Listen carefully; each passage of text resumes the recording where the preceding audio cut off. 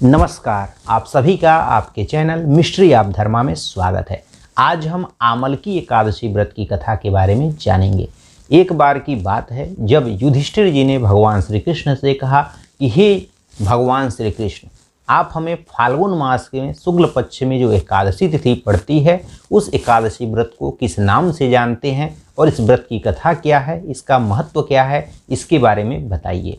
तब भगवान श्री कृष्ण कहते हैं कि एक बार इसी तरह मंधाता जी ने ब्राह्मण देव वशिष्ठ जी से पूछा था कि आप हमें फाल्गुन मास के शुक्ल पक्ष की एकादशी के बारे में बताइए। तो जैसा वशिष्ठ जी ने इस एकादशी व्रत की कथा के बारे में बताया था, इसके महात्म्य के बारे में बताया था, उसी कथा के बारे में मैं आपसे हे युधिष्ठिर बताता हूँ। एक बार मंधाता जी और अन्य ऋषि लोगों ने वशिष्ठ जी को एक आसन पर बैठा करके और उनसे कहा कि हे प्रभु, जो फाल्गुन मास के शुक्ल पक्ष की एकादशी होती है उसके महात्म्य के बारे में हमें बताइए। तब वशिष्ठ जी कहते हैं कि हे ऋषि, आप ध्यानपूर्वक से सुनिए। फाल्गुन मास में जो शुक्ल पक्ष की एकादशी होता है उसे आमलकी एकादशी के नाम से जानते हैं। यह भगवान विष्णु का विष्णु लोक को प्राप्त कराने वाला यह व्रतों में सबसे श्रेष्ठ व्रत है।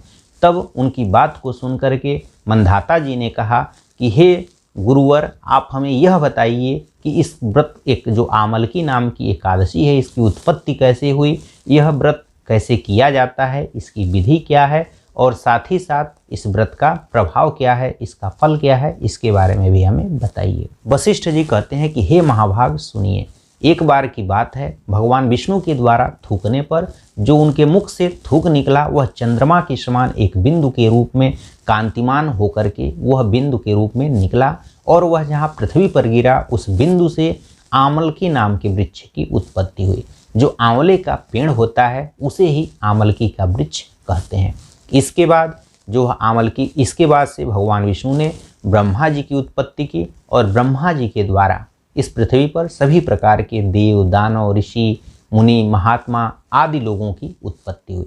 जब इन सभी की उत्पत्ति हो गई तो इसके बाद से कुछ ऋषि मुनि लोगों ने और कुछ देवताओं ने जो आंवले का वृक्ष था उस आंवले के वृक्ष के पास जब पहुँचे तो उन्होंने देखा कि हमने तो आज तक बहुत सारे वृक्षों को देखा हुआ है, लेकिन कभी भी हमने इस प्रकार से किसी भी प्रकार इस आंवले का जो वह वृक्ष था उसको उन लोगों ने कभी नहीं देखा था। पहली बार उस तरह के पौधे को उन्होंने देखा था।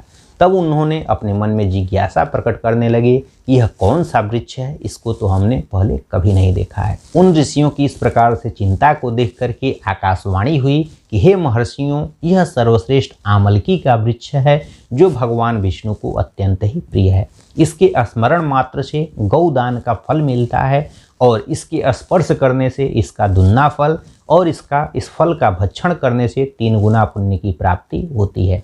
इसलिए सभी लोगों को आमलकी का अर्थात आंवले का सभी लोगों को सेवन करना चाहिए। जो आंवले का फल होता है उसका सेवन करना चाहिए, आंवले के वृक्ष की पूजा करनी चाहिए, उसका स्पर्श करना चाहिए और उसकी प्रदक्षिणा करनी चाहिए। यह सभी पापों को हरने वाला और वैष्णव वृक्ष बताया गया है, अर्थात भगवान विष्णु को अत्यंत ही प्रिय वृक्ष बताया गया है। इसकी पूजा करने से मनुष्य के सारे पापों का नाश हो जाता है।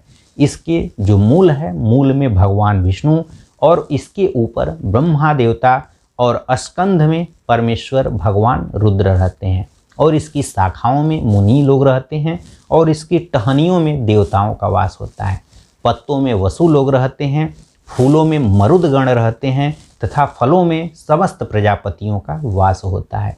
आमलकी को सभी देवताओं का वास बताया गया है।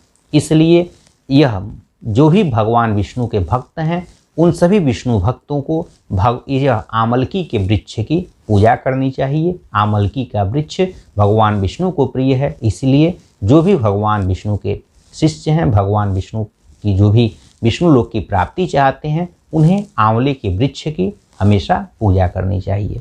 तब ऋषि लोगों ने कहा कि हे अव्यक्त स्वरूप वाले, अर्थात जो वह आकाशवाणी हुई थी, चूँकि वह कोई स्वरूप नहीं था, केवल आकाशवाणी हुई थी, इसलिए जो वहाँ पर ऋषि मुनि और देवता एकत्र हुए थे उन्होंने कहा कि हे अव्यक्त स्वरूप वाले, हे बोलने वाले महापुरुष, हम लोग आपको क्या समझे कि आप कौन हैं, देवता हैं या कोई और, हमें ठीक ठीक बताइए।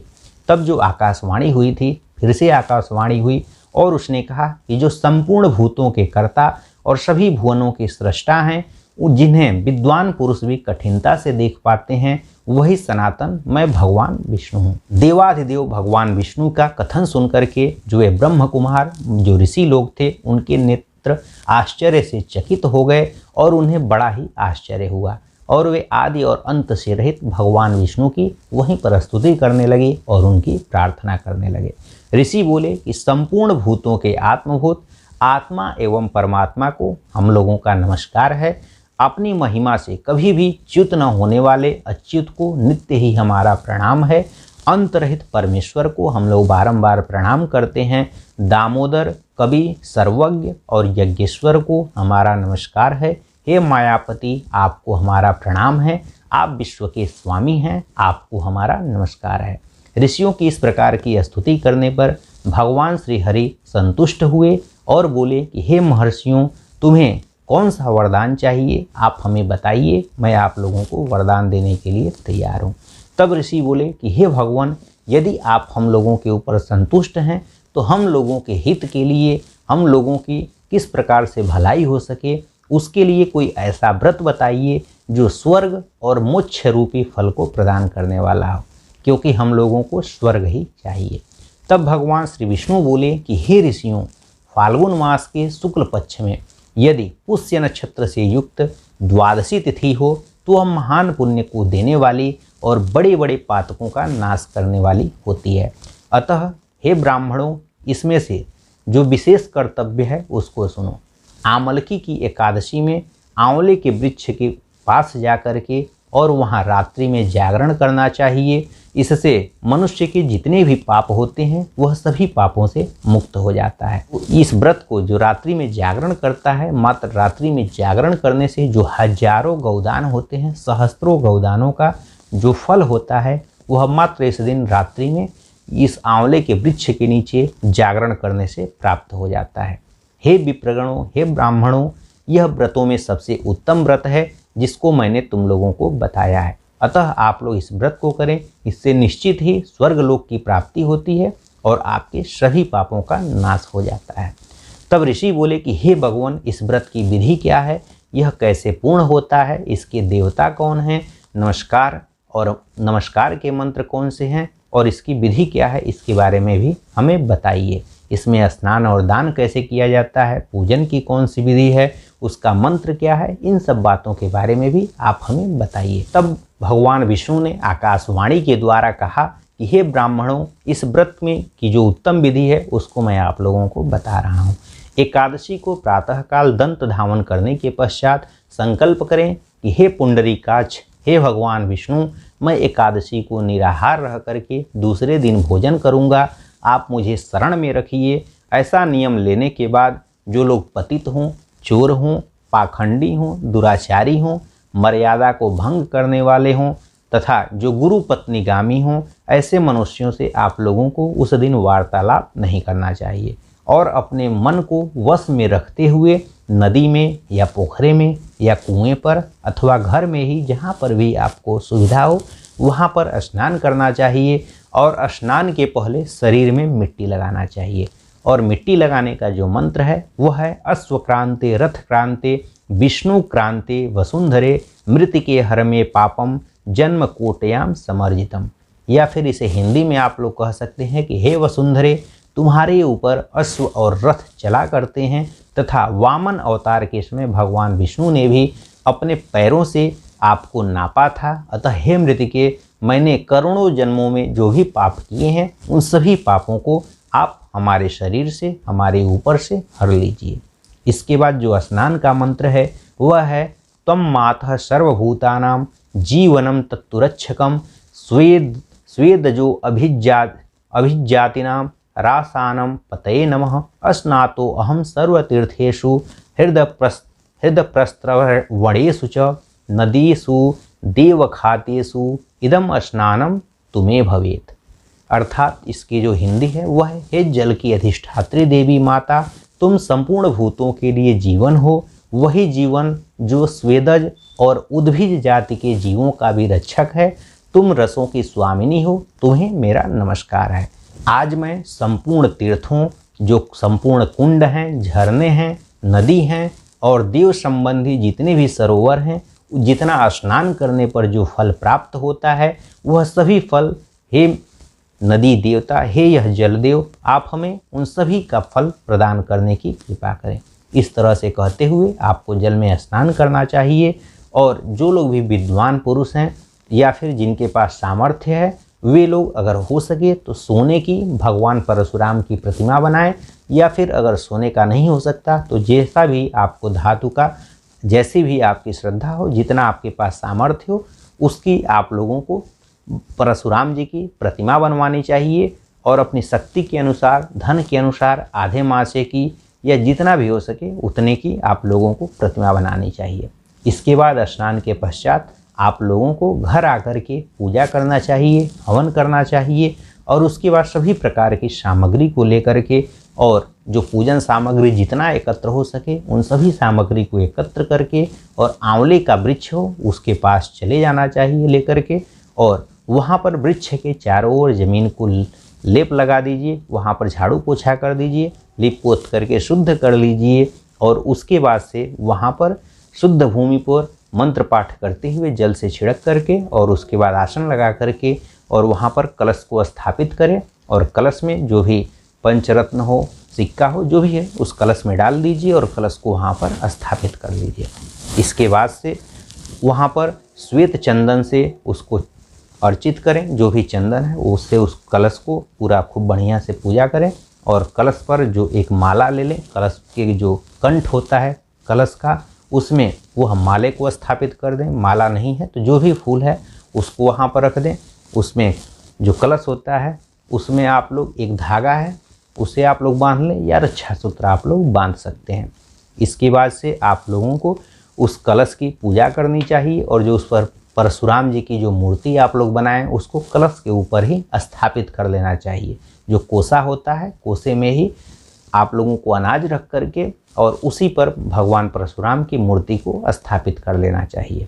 इसके बाद से आप लोगों को जो भी अन्य सामान अगर एकत्रित हो सके तो आप लोगों को नवीन छाता, जूता, वस्त्र, यह सब भी मंगा करके रख लेना चाहिए।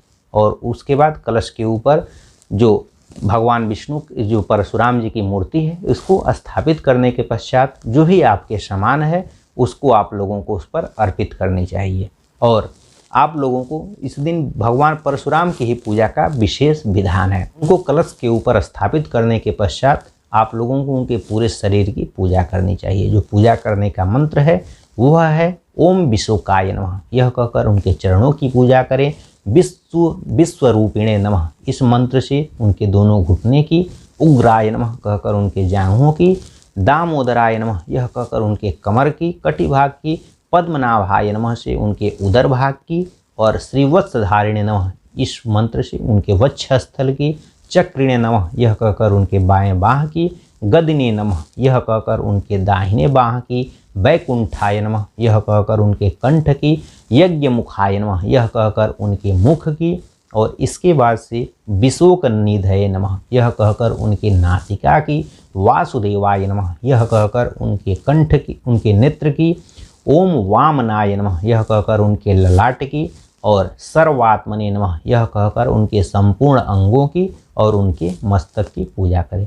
यही भगवान परशुराम के पूरे शरीर की पूजा करने का मंत्र है। और इसके बाद भक्ति युक्त अपने चित्त से शुद्ध फल के द्वारा देवाधिदेव भगवान परशुराम जी को अर्घ्य प्रदान करना चाहिए। अर्घ्य का जो मंत्र है वह है नमस्ते देव देवेश जामदग्न्य नमोस्तुते गृहाण अर्घ मिमम दत्त मामलाक्या युतम हरे। अर्थात हे देव देवेश्वर जमदग्नि नंदन श्री विष्णु स्वरूप परशुराम जी, आपको नमस्कार है, नमस्कार है। आंवले के फल के साथ दिया हुआ यह मेरा अर्घ्य ग्रहण करिए। इस तरह से उनको अर्घ्य प्रदान करना चाहिए। अगर कोई भी मंत्र आपको याद नहीं है तो साधारण रूप से ओम नमो भगवते वासुदेवाय यह कहते हुए आप जितना भी पूजन का सामान है सभी पूजन के सामान को परशुराम जी को अर्पित कर सकते हैं। जितना भी पूजन का सामान आप एकत्र किए हुए हैं सभी पूजन के सामान को परशुराम जी को चढ़ाते जाइए, और ओम नमो भगवते वासुदेवाय या फिर ओम विष्णवे नमः, जो भी आप विष्णु भगवान का मंत्र याद किए हैं वह बोलते हुए सारा पूजन का सामान आप परशुराम जी पर अर्पित कर देंगे और उनको फल भी आप लोग जरूर चढ़ाएं। आंवले का एक फल आप लोग जरूर रखें और उसे भी आप लोग वहाँ पर जरूर चढ़ाएं। तो इस दिन आप लोगों को उनकी पूजा करें, जितना भी पूजन सामग्री हो, धूप दीप अगरबत्ती सभी से आप लोगों को पूजा करनी चाहिए। आंवले का फल जरूर रखना चाहिए। इसके बाद भक्ति युक्त हो करके चित्त से रात्रि में आप लोग जागरण भी वहाँ पर करना चाहिए। नृत्य, संगीत, वाद्य, धार्मिक उपाख्यान, विष्णु से संबंधित कथा वार्ता या जो भी आपको याद हो वह सभी काम आप लोग उस रात्रि में, भगवान विष्णु को प्रिय है यह सारी चीज़ें, तो जाग करके भगवान विष्णु से संबंधित बातों को आप लोगों को बता सकते हैं, सुन सकते हैं और कर सकते हैं वहाँ पर। इसके बाद से भगवान विष्णु का नाम लेकर के जो आमलकी का वृक्ष है उसकी आप लोगों को परिक्रमा भी करनी चाहिए। जितनी परिक्रमा आप लोग कर सकते हैं उतनी परिक्रमा आप लोगों को करनी चाहिए। 108 हो जाए तो 108 या जितनी भी आपकी शक्ति हो, सामर्थ्य हो, उसके अनुसार आप लोगों को उस वृक्ष की परिक्रमा भी करनी चाहिए। और इसके बाद से आप लोगों को जो आरती का जो सामान होता है उससे आप लोगों की आरती भी जरूर करनी चाहिए। पूजा के बाद आप लोग प्रदक्षिणा करें और आरती भी जरूर करें।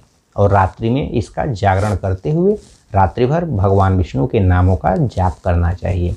इस तरह से पूजा करने के बाद जब अगला दिन हो जाए तो अगले दिन आप लोगों को जो भी फिर से जो है कलश के ऊपर जो भी भगवान जो परशुराम जी की मूर्ति स्थापित किए हुए हैं उन सभी की फिर से पूजा करें और वहाँ पर एक ब्राह्मण को बुला करके और ब्राह्मण की भी पूजा करें और सभी सामग्री को उस ब्राह्मण को दान कर दें।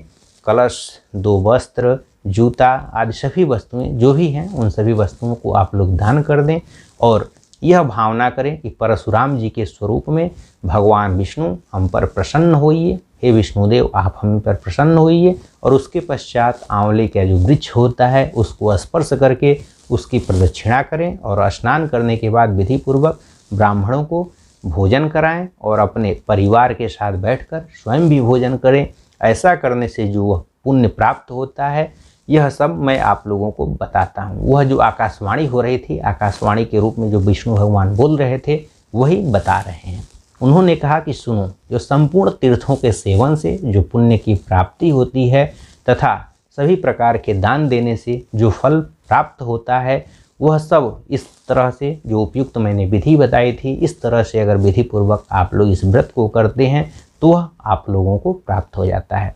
सभी यज्ञों को करने से जो फल प्राप्त होता है वह मात्र इस तरह से विधि पूर्वक इस व्रत को करने से सभी यज्ञों से भी अधिक फल प्राप्त होता है और इसमें कोई भी संदेह नहीं है। इसलिए यह व्रत सभी व्रतों में उत्तम है जिसका मैंने आप लोगों से पूरा का पूरा वर्णन कर दिया। इस तरह से आकाशवाणी हुई और सभी ऋषियों ने सुना। इसके बाद सभी ऋषि मुनियों ने इस तरह से जो भी उन्होंने विधि बताया था उस विधि के द्वारा आमलकी एकादशी का व्रत उसके बाद से करने लगे।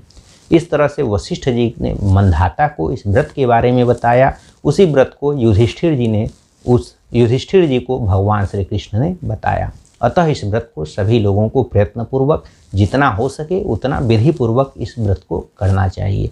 आप लोगों को कोई मंत्र नहीं याद है तो भगवान विष्णु का ओम विष्णुवे नमः, ओम नमो भगवते वासुदेवाय, कोई भी मंत्र भगवान विष्णु का बोलते हुए इस दिन भगवान विष्णु की जो परशुराम रूपी भगवान विष्णु को परशुराम जी के स्वरूप में इस दिन पूजा करनी चाहिए। और आंवले के वृक्ष के नीचे ही पूजा करने का विशेष विधान है। तो आप लोग अगर व्यवस्था हो सके तो आंवले के वृक्ष के नीचे भगवान विष्णु की परशुराम रूपी जो स्वरूप होता है उनकी इस दिन पूजा करने का विधान होता है।